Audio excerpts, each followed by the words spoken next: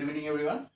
যেহেতু আজি মই তোমালোকৰ ইংৰাজী ব্যাকৰণৰ আন এটা খুব গুৰুত্বপূৰ্ণ বিষয় বা টপিক যেটো আমাৰ মেক সেন্টেন্স বুলি কওঁ। সাধাৰণতে আমাক মেক সেন্টেন্স কৰিবৰ কাৰণে কি হয় বিভিন্ন ধৰণৰ ফ্ৰেজবোৰ দিয়ে। মই ফ্ৰেজৰ বিষয়ে আলোচনা কৰিছিলোঁ।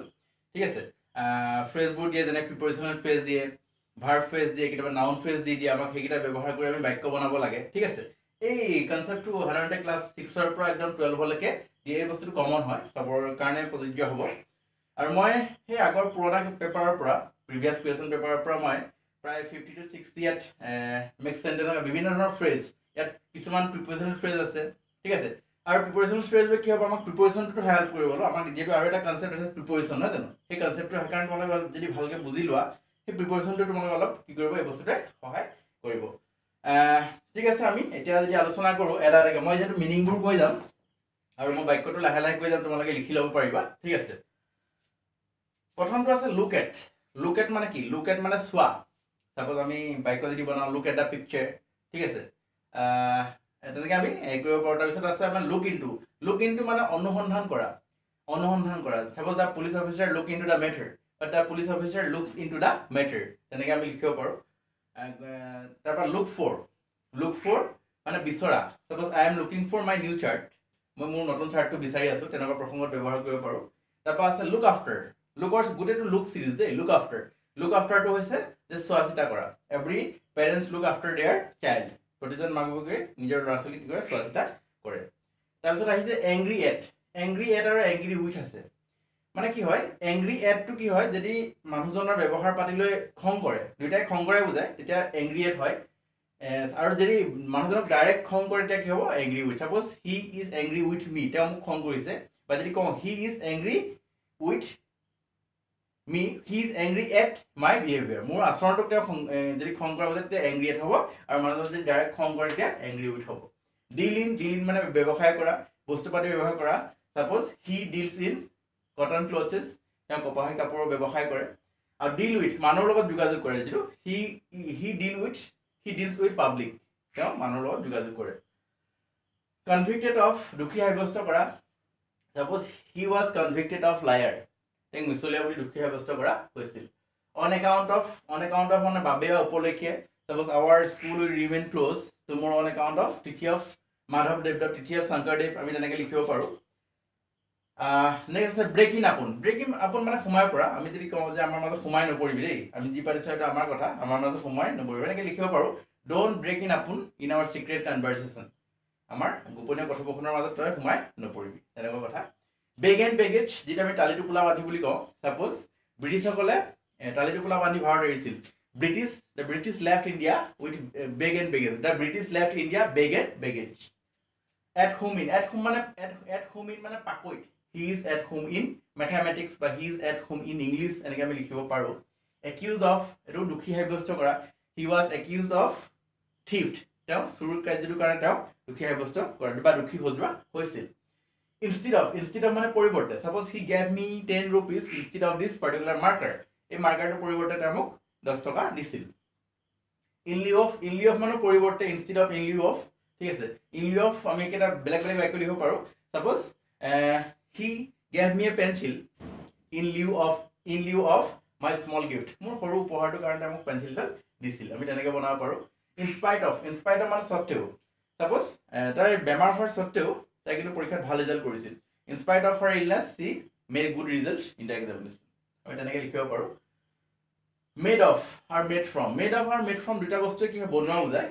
আমি এনেকুৱা হয়, যেতিয়া আমি বস্তু এটা বনাম, সেই বস্তুটো ভাঙি চিঙি দিলে যেতিয়া সেই আগৰ মেটেৰিয়েলখিনি আমি পাই যাম, ঠিক আছে, তেতিয়া মেড অফ হ'ব। Suppose the table is made of wood, টেবুলখন কিহৰ পৰা, কাঠৰ পৰা বনোৱা হৈছে। আমি যেতিয়া টেবুলখন ভাঙি পেলাওঁ, সেই কাঠখিনি পাই যাম। পিছত সেই কাঠখিনি বেলেগত ব্যৱহাৰ কৰিব পাৰোঁ নোৱাৰোঁ পিছৰ কথা, কিন্তু পাই যাম। যদি আমি সাপোজ মই যদি কওঁ butter is made from milk, বাটাৰটো ক'ৰ পৰা বনোৱা হয়, গাখীৰৰ পৰা বনোৱা হয়। কিন্তু গাখীৰখিনি কি হয়, এবাৰ যদি বাটাৰ বনোৱাৰ পিছত কি হ'ব, পুনৰ আমি হেৰি কৰি মেড ফ্ৰম হ'ব দেই। মেড ফ্ৰম কি হ'ব, butter is made from milk, মানে এটা বস্তু বনোৱাৰ পিছত পুনৰ আমি সেই বস্তুটো ঘূৰাই নাপাওঁ। যেতিয়া গাখীৰৰ পৰা বাটাৰ বনাম, পুনৰ আমি কি কৰিম, যে গাখীৰখিনি আমি ঘূৰাই নাপাওঁ, তেনেকুৱা ক্ষেত্ৰত কি হ'ব, made from. By deed of. By deed of মানে কঠোৰ প্ৰচেষ্টাত, কাৰোবাৰ কঠোৰ প্ৰচেষ্টাত। Suppose he got success by deed of her parents labour, মাক দেউতাকক শ্ৰমৰ কাৰণে বা তেওঁ কি হ'ল যে উন্নতিৰ জখলাত থিয় দিব পাৰিলে তেনেকৈ আমি লিখিব পাৰোঁ বাই মিনছ অফ আৰু বাই তিনিটা প্ৰায় একে অৰ্থত ব্যৱহাৰ হয় দুইটা কি হয় কাৰোবাৰ কঠোৰ প্ৰচেষ্টাৰ বলত by means of their parents efforts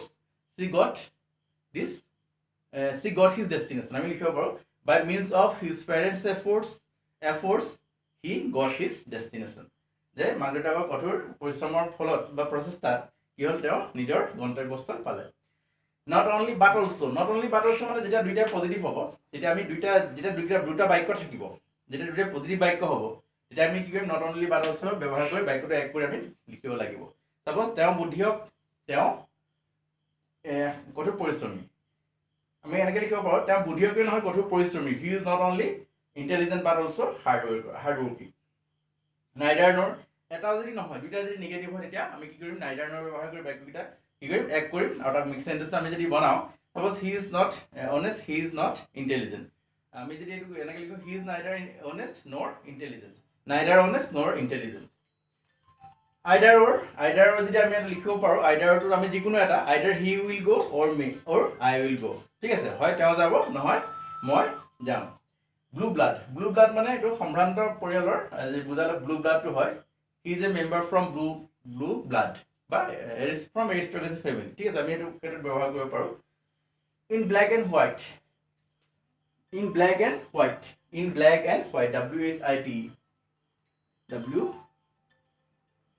WHIT black and white মানে লিখিতভাৱে suppose we should submit this proposal in black and white আমি প্ৰস্তাৱটো লিখিতভাৱে কি কৰিব লাগিব তাত সাবমিট কৰিব লাগিব তাৰপিছত আহি গ'ল পুট অন মানে পিন্ধা I put on my new shirt put off মানে খোলা please put off my new shoes অনুগ্ৰহ কৰি মোৰ নতুন জোতাযোৰ খোলা put out মানে নুমুৱা please put out the lamp আমি তেনেকৈ লিখিব পাৰোঁ accustomed with মানে অভ্যস্ত হৈ পৰা কোনোবা এটা পৰিৱেশত থাকি যেতিয়া অভ্যস্ত হৈ যায় তে he is accustomed with the situation set out মানে যাত্ৰা কৰা they set out for 3 days ঠিক আছে মানে 3 দিনৰ কাৰণে যাত্ৰা কৰিছে look after টো মই আগতে কৈছোঁ look সিৰিজটো পঢ়াওঁতে part and parcel যেটো অবিচ্ছেদ্য অংগ ঠিক আছে father is the part and parcel in our family আমি তেনেকৈ আমি লিখিব পাৰোঁ father is part and parcel in our family come round মানে আৰোগ্য হোৱা আমি এইটো লিখিব পাৰোঁ যে he will come round soon তেওঁ অতি সোনকালে আৰোগ্য হ'ব break out come round তাৰপিছত in the midst of মানে মাজত the island is in the midst of the river Brahmaputra suppose islandটো বা দ্বীপটো ব্ৰহ্মপুত্ৰৰ মাজত তাৰপিছত as soon as যিমান সোনকালে পাৰে সিমান সোনকালে বা যিমান সোনকালে হয় সিমান সোনকালে as soon as he came I will go তেওঁ আহি পোৱাৰ লগে লগে যিমান সোনকালে পাই মই সিমান সোনকালে যাম break up মানে বিচ্ছিন্ন হোৱা he is break up from his family এটা পৰিয়ালৰ পৰা বিচ্ছিন্ন হৈ গ'ল এনেকৈ লিখিব পাৰোঁ বা এনেকৈ লিখিব পাৰোঁ their relationship has broken up আমি তেনেকৈ লিখিব পাৰোঁ break out মানে প্ৰাদুৰ্ভাৱ হোৱা বা গোটেই বস্তুটো বিয়পি পৰা suppose cholera had broken out in our locality আমাৰ অঞ্চলটোত কি হৈছে কলেৰা ৰোগৰ প্ৰাদুৰ্ভাৱ ঘটিছে break into মানে ভাঙি পেলোৱা suppose the glass is break into in pieces গ্লাছখন কেইবা টুকুৰা কৰি কি হৈছে ভাঙি দিয়া হৈছিল by hook or by crook যিকোনো উপায়েৰে by hook or by crook I have to get this position I have to achieve it আমি এনেকৈ লিখিব পাৰোঁ stand by মানে থিয় হোৱা in every situation I like to stand by with my friends যিকোনো পৰিস্থিতিত মই মোৰ বন্ধুৰ লগত থিয় হৈ মই ভাল পাওঁ আমি তেনেকৈ লিখিব পাৰোঁ at a stretch মানে continue নুৰুৱাকৈ at a stretch he has the potentiality of reading 5 hours at a stretch একেৰাহে মানে কি কৰিব পাৰে তেওঁ নুৰুৱাকৈ 5 ঘণ্টা পঢ়াৰ তেওঁৰ পাৰদৰ্শিতা আছে বা এইটো শক্তি আছে in cool blood মানে খুব ভাবি চিন্তি খুব cool minded আমি যদি কওঁ cool blooded murder ঠিক আছে আমি এনেকৈ লিখিব পাৰোঁ this murder was cool blooded murder বা he is murdered in cool blood আমি তেনেকৈও লিখিব পাৰোঁ make out মানে বুজি পোৱা I cannot make out what you say তুমি কি কৈছা মই একো বুজি পোৱা নাই আমি তেনেকুৱা প্ৰসংগত ব্যৱহাৰ কৰিব পাৰোঁ see off মানে সম্ভাষণ জনোৱা he see off he come to suppose he came to see of my parents at the station. তেওঁ মোৰ মা দেউতাক ষ্টেচনত লগ কৰিবলৈ আহিছিল বা সম্ভাষণ জনাবলৈ আহিছিল. In no time, খুব কম সময়তে. In no time I can manage it. বা খুব কম সময়তে মই এইটো মেনেজ কৰিব পাৰিম বা মেনেজ কৰিম. Died of মানে মৰা হয়. Died in মানে মৰা, died from মানে, কিন্তু তিনিটাৰ ব্যৱহাৰটো বেলেগ বেলেগ.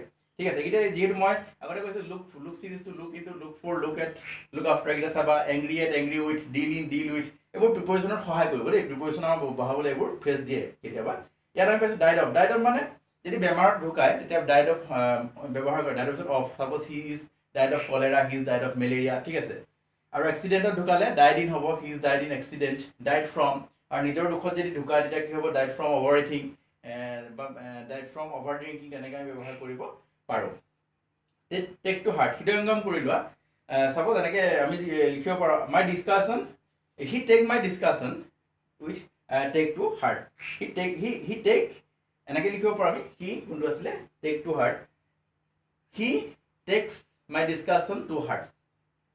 তেওঁ মোক কথাখিনি খুব হৃদয়ংগম কৰি লৈছে, তেনেকৈ আমি লিখিব পাৰোঁ. উইথ এ ভিউ টু ডেছলৈ, I like to continue this class with a view to giving something to the students. Suppose মই ছাত্ৰ ছাত্ৰীক কিবা এটা দিয়াৰ উদ্দেশ্যে মই এই ক্লাছখিনি কৰিছোঁ বা এইটো প্ৰসংগত মই ব্যৱহাৰ কৰিছোঁ উইথ এ ভিউ টু উদ্দেশ্যে. ৰেড লেটাৰ ডেটো কি হ'ব, চিৰস্মৰণীয় দিন. Suppose the 15 August is the red letter day for Indian history. 15 আগষ্টৰ দিনটো আমাৰ ভাৰতৰ স্বাধীনতাৰ কাৰণে এটা কি হয়, ঐতিহাসিক দিন. নুল এণ্ড ভইড মানে সম্পূৰ্ণভাৱে বিসৰ্জন কৰা. His decision was totally discarded, null and void. Okay, his decision was discarded, null and void. সম্পূৰ্ণভাৱে কি কৰা হ'ল, বৰ্জন কৰা হ'ল. out and out সম্পূৰ্ণভাৱে, he is out and out a perfect person. সম্পূৰ্ণভাৱে মানে এজন পাৰফেক্ট ব্যক্তি. consist of মানে গঠিত, consist of, suppose my house is consist of 7 rooms বা my house is consist of 4 rooms এনেকৈ ক'ব পাৰোঁ. আৰু composed of মানে গঠিত হয়, কিতাপ পত্ৰ লিখাৰ ক্ষেত্ৰত ব্যৱহাৰ কৰা হয়. Suppose this book is composed of 11 chapters. ঠিক আছে, composed of 11 chapters বা আমি he is composed of this book, তেনেকৈ আমি লিখিব পাৰোঁ. তাৰপিছত আহি গ'ল in the long run মানে সদৌ শেষত, আমি যদি কওঁ at the end অৱশেষত, in the long run he got success, অৱশেষত তেওঁ উন্নতি হ'ল বা কৃতকাৰ্য হ'ল. give up মানে ত্যাগ কৰা, we should give up our bad company, আমি আমাৰ বেয়া সংগবোৰ ত্যাগ কৰা উচিত. get rid of, তাৰ মিনিঙো একেই, one should get rid of evil company, এজনে যিকোনো ব্যক্তিয়ে বেয়া সংগ ত্যাগ কৰা উচিত. বা we should get rid of our bad habits, আমাৰ বেয়া অভ্যাসবোৰ ত্যাগ কৰা উচিত, তেনেকৈ আমি ব্যৱহাৰ কৰি লিখিব পাৰোঁ. now and then মাজে সময়ে, he visits to the river bank now and then, তেওঁ মাজে সময়ে নদী কাষলৈ ফুৰিবলৈ যায়. set up মানে প্ৰতিষ্ঠা কৰা, he is going to set up a shop now, তেওঁ এখন কি কৈছে, এখন সৰু দোকান খুলিবলৈ গৈছে বা প্ৰতিষ্ঠা কৰিবলৈ গৈছে. এনেকৈ আমি কি কৰিব পাৰোঁ যে বিভিন্ন ধৰণৰ ফ্ৰেজবোৰ আমি ব্যৱহাৰ কৰি বাক্য সাজিব পাৰোঁ. আৰু মই কৈছোঁ ন, কিছুমান বহুত প্ৰিপ'জিশ্যন ফ্ৰেজ আছে, যেনে instead of, in lieu of, ঠিক আছে, in spite of, made from, by means of, not only by means of, put off, put on, put out, look অৰ চিজ টু আছে, look at, look into, look after, সেইকেইটা পাইছোঁ আমি. ঠিক আছে, give up, set up, stand by, সেইখিনি আমি কি কৰিব পাৰোঁ, প্ৰিপ'জিশ্যন ফ্ৰেজ. আমি এইখিনি কি হয়, আমি এইবোৰ ফ্ৰেজ ব্যৱহাৰ কৰি আমাক কি হয় যে পৰীক্ষাত প্ৰিপ'জিশ্যন কৰিবলৈ দিয়ে. ঠিক আছে, এইখিনি আছিলে আজি ক্লাছৰ বিশেষ. ধন্যবাদ.